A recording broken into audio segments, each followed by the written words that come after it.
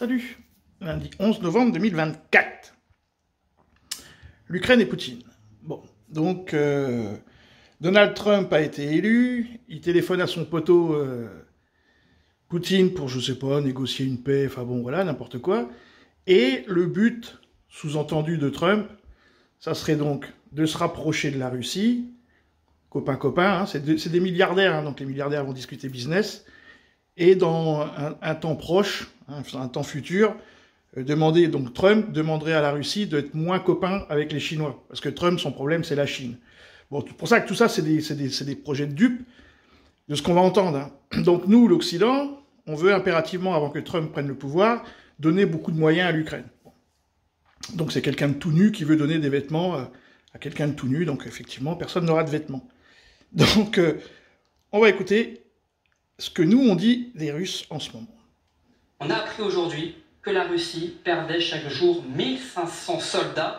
C'est du jamais vu depuis le début de l'invasion. C'est le chef de l'état-major britannique, Tony Radakin, qui donne cette information. Ça représente, en octobre, regardez, plus de 46 000 soldats russes morts au front. Là encore, c'est un chiffre jamais vu depuis le début de la guerre. Merci, Quand. Donc on doit les croire, hein, sur parole. Alors qu'il y a plein de sites sur YouTube où il y a des gens qui suivent la guerre jour après jour. Bon, mais s'ils ont envie de le dire, alors... Nous, on dit ça des Russes, puis en même temps, on dit que Poutine, il est en train de négocier la paix, on est contre 46 000 morts par mois, alors qu'on sait que la Russie, elle ne mobilise pas, hein. Il n'y a pas de problème, tout va bien, et tout. Donc après, pendant que nous, on dit ça, voilà ce que eux, les Russes, ils disent. Bon, là, Soloviev, donc on le connaît, hein, c'est le gars qui mâche pas ses mots, mais bon, pour moi, c'est une émission à la Hanouna, quoi, c'est de l'humour. Bon, après... il n'est pas au pouvoir, il n'a pas le pouvoir militaire à côté de lui, enfin bon, mais donc il fait de l'humour, il fait de la... C'est normal, hein, c'est un jeu de rôle. Par contre, vous allez voir la même détermination que les Israéliens, ils ont avec Gaza ou l'Hezbollah. C'est les mêmes gens, hein, donc forcément, ils fonctionnent pareil. C'est la mentalité caucasienne, quoi. Alors, bah, c'est parti, accrochez-vous.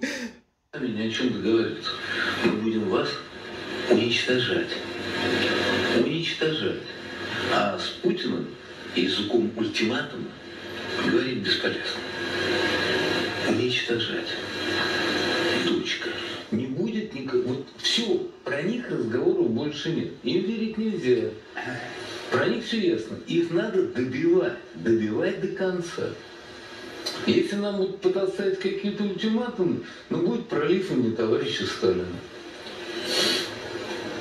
Еще раз повторю, надо уничтожить все плотины, все гидроузлы, смыть к чертовой матери эту нацистскую хрень с лица земли русской.